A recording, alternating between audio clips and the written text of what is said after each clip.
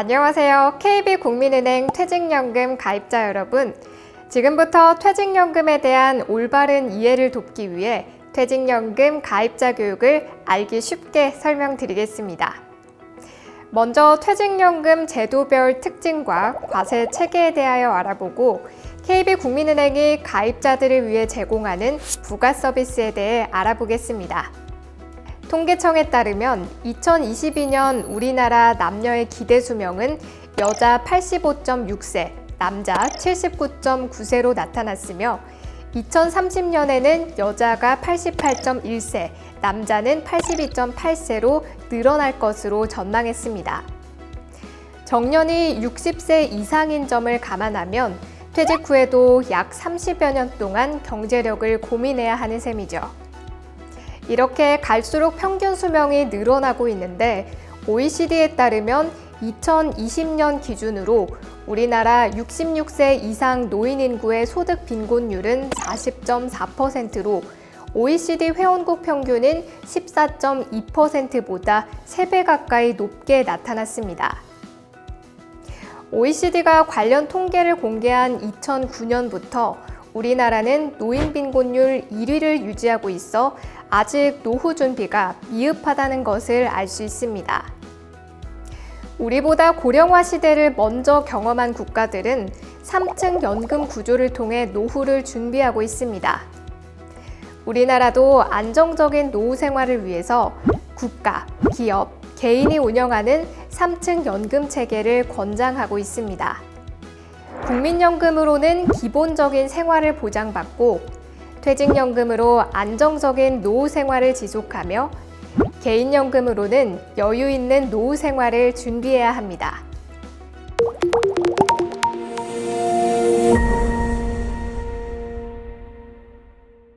퇴직연금 제도란 무엇일까요?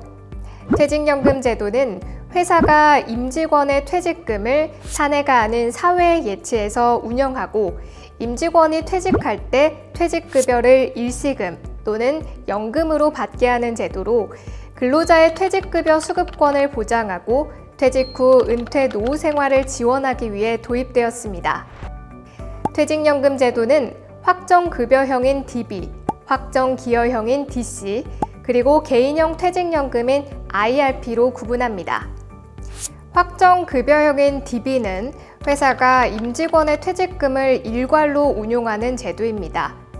회사는 임직원의 퇴직을 대비해서 매년 일정 수준 이상의 금액을 금융회사에 적립하고 회사가 직접 상품을 선택해 퇴직금을 운용하여 임직원이 퇴직하면 운용하던 적립금에서 퇴직금을 지급합니다.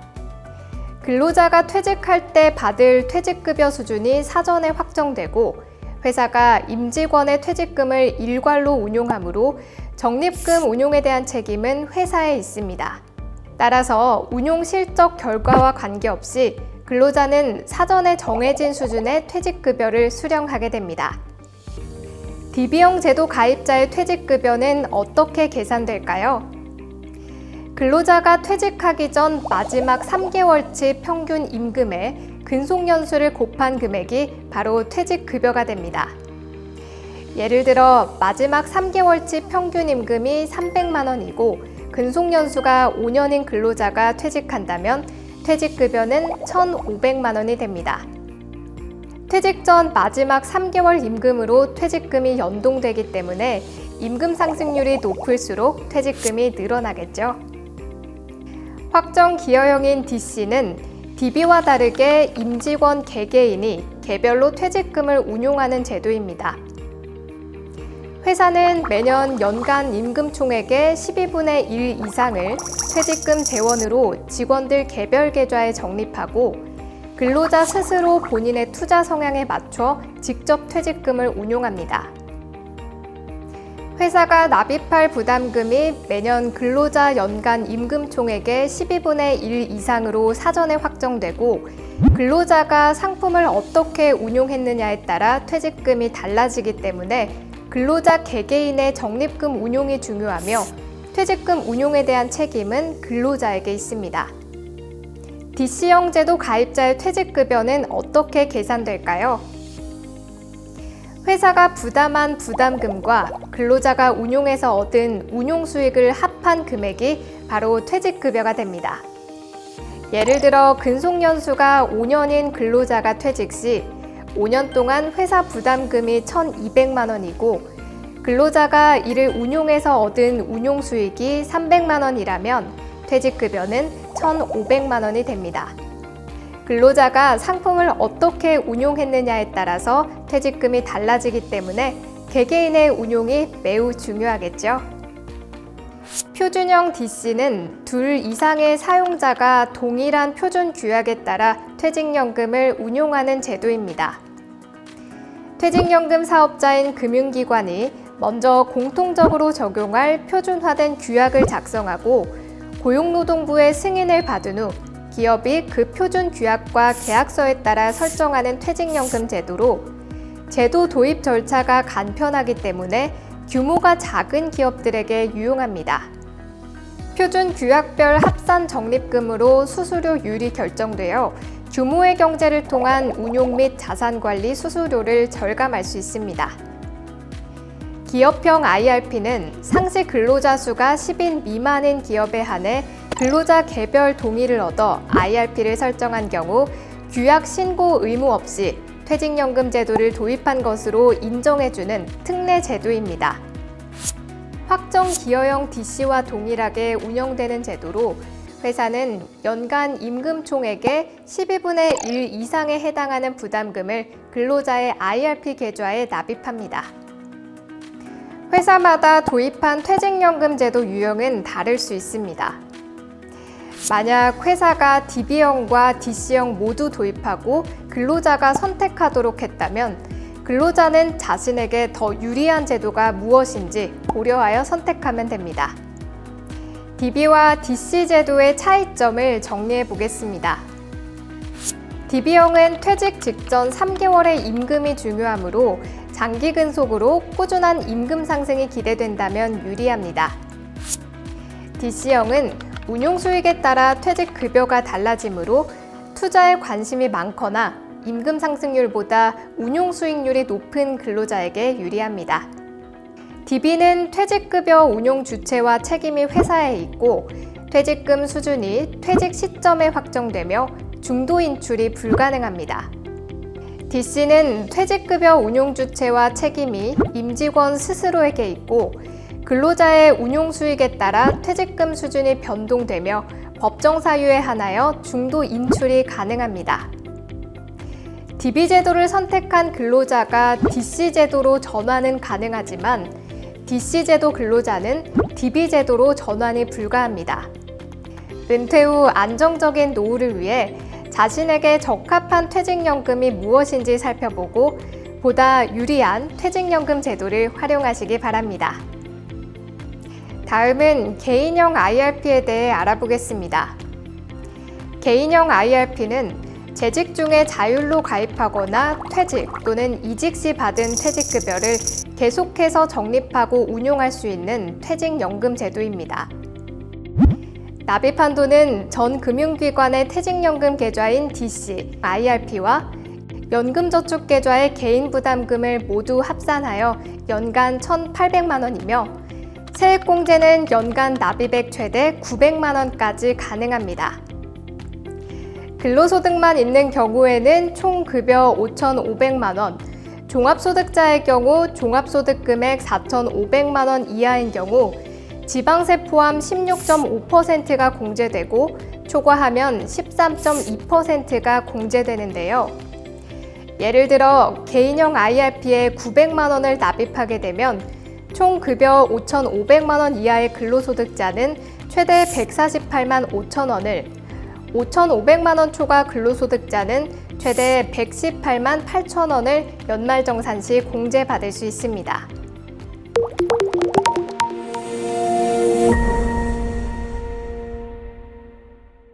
우리나라 퇴직연금 과세체계는 부담금 납입과 적립금 운용 단계에서 발생되는 세액을 수령 단계로 이연하여 급여 수령 시 과세하는 체계로 3단계로 나누어 살펴볼 수 있는데요. 1단계는 부담금 납입, 2단계는 적립금 운용, 3단계는 퇴직급여 수령입니다. 1단계 부담금 납입 단계에서 가입자 부담금은 세액공제가 적용됩니다. 2단계 적립금 운용 단계에서 발생한 수익은 퇴직급여 수령 시까지 과세 이연됩니다. 3단계 퇴직급여 수령 단계에서 연금 수령과 연금의 수령에 따라 과세 체계가 구분됩니다. 여기서 과세 이연이란 당장 내야 할 세금의 납부 시점을 미루는 것으로 근로자는 과세 이연에 따른 시간 가치만큼의 효과를 누릴 수 있습니다. 즉, 퇴직급여를 IRP 계좌로 입금하여 운용하게 되면 퇴직소득세를 차감하지 않은 퇴직급여 전액에 대해 운용이 가능하며 운용 중 발생한 수익에 대해서도 수령 시까지 과세되지 않아 더 큰 자금으로 투자하는 효과를 볼 수 있습니다. 이제 3단계 수령 시점을 살펴보겠습니다.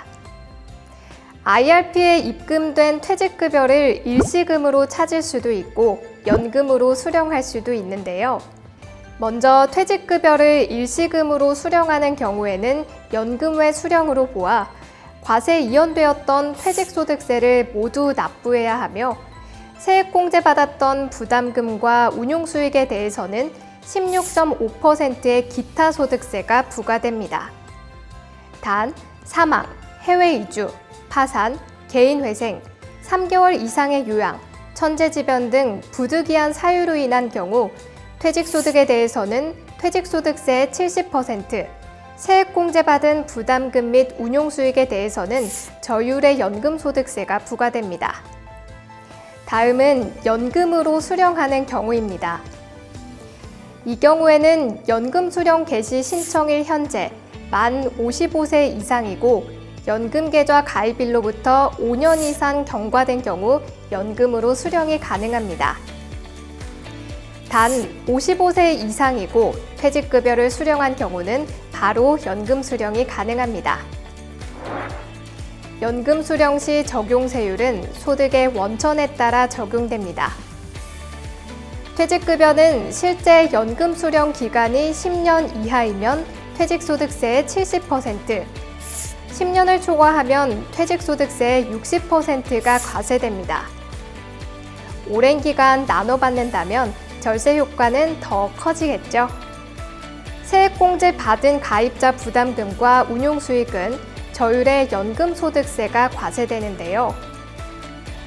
만 55세 이상, 70세 미만은 5.5%, 70세 이상부터 80세 미만은 4.4%, 80세 이상은 3.3%가 과세됩니다. 단 세액공제를 받지 않은 가입자 부담금이 있다면 과세 제외입니다. 연금 수령 시 인출 순서는 세액공제를 받지 않은 가입자 부담금부터 인출되고 퇴직급여가 모두 인출되면 세액공제 받은 가입자 부담금과 운용수익이 인출됩니다.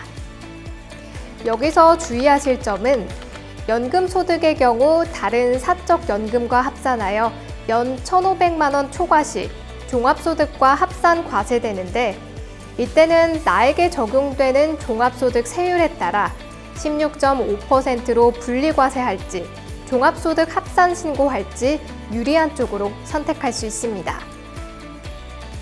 은퇴 생활에서 무엇보다 중요한 것은 안정적인 가계 현금 흐름을 만드는 것입니다.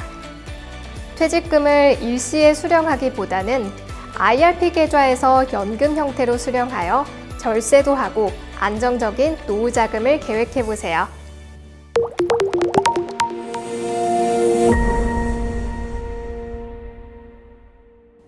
KB국민은행 홈페이지와 KB스타뱅킹을 통해 365일 24시간 적립금 및 수익률 조회, 상품 매매 등 모든 퇴직연금 거래가 가능하고 스타클럽 등급업, 은행 수수료 면제, 외화 환율 우대 서비스와 같은 주거래 고객 우대 혜택을 누리며 KB밴의 카페 복지몰 서비스를 이용할 수 있습니다.